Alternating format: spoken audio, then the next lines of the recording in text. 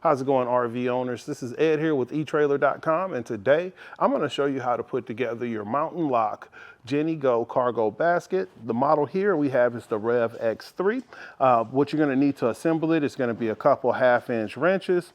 I would say a tape measure as well, and possibly a friend. Get ready to do a whole lot of fastening with a whole lot of fasteners.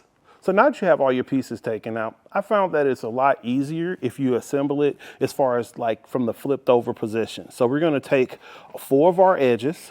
You're going to have one that has the exterior edge from the end, and then the 2 interior edges for the front and rear, and then a single panel by itself. And this is going to be where you would connect the other side of your tray. Since your bolts are going to go down from the bottom of the carrier, you're going to actually just feed it up through the bottom of this square. And you can see on the bottom of the square here, that's how your bolts are fastened. So it's going to hold it in position so you can get your hardware on a lot easier. Now I found just assembling it, just getting it hand tight at this point, just in a section at a time. So we're going to put our bolts in here, here, and here. That's going to make it a lot more stable so I can go around and complete the assembly. So now that you have all of your nuts and bolts installed, we're going to go through with our ratchet and fasten them down.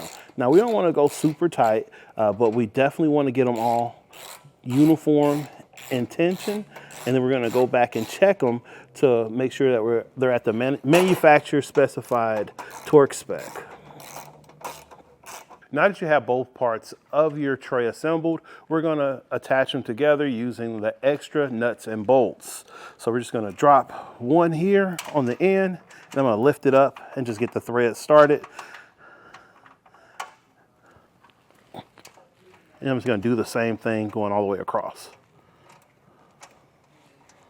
So now we're going to put the arm brackets together.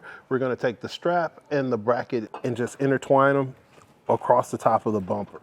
So you're just going to put the flat side towards the vehicle, give it a twist, and you can see how it just slides right into the channels. What's going to secure it is going to be a long threaded bolt that's going to go through here. It's going to feed that all the way through, and then it goes through the other side of the strap. Then we're going to take another one of our 1/2-inch nuts and thread it down all of this bolt. This is going to give you a little bit of time to hang out underneath your vehicle because it's a lot of thread on this bolt. I mean, a lot.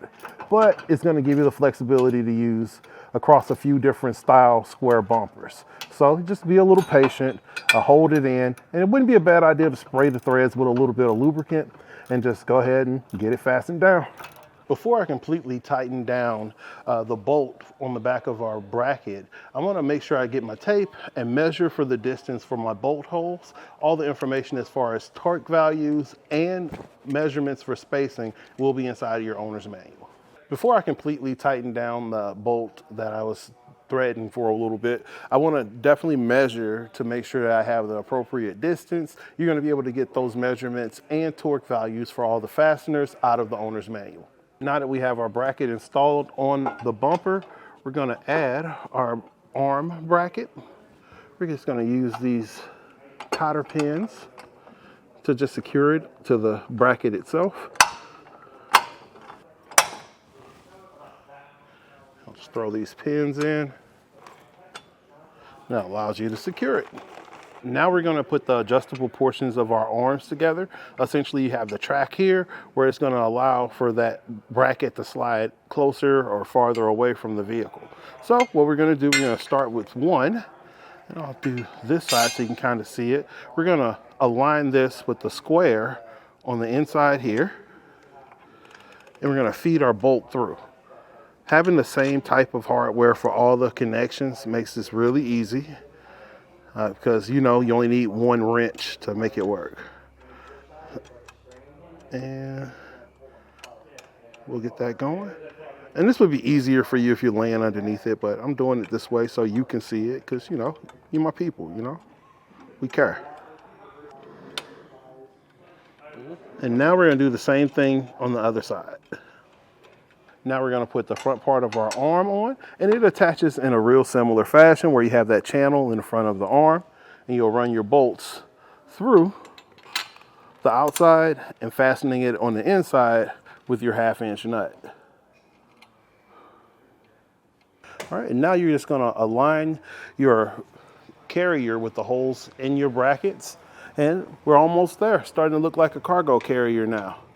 We're gonna drop our bolts in and follow that same process. So I'm just gonna hand tight just to get it in place, going through, just making sure everything is aligned as it should. And just a little pro tip on this one, if you're the procrastinator type for things when you're planning trips, this isn't one of the things you want to put off to the last minute. You want to plan ahead to have a little bit, maybe a whole afternoon, to try to make sure you can get this assembled in the way that you want it to go. So again, this is Ed with etrailer.com, taking a look at the Mount-n-Lock GennyGo Rev X generator carrier. Have a great day.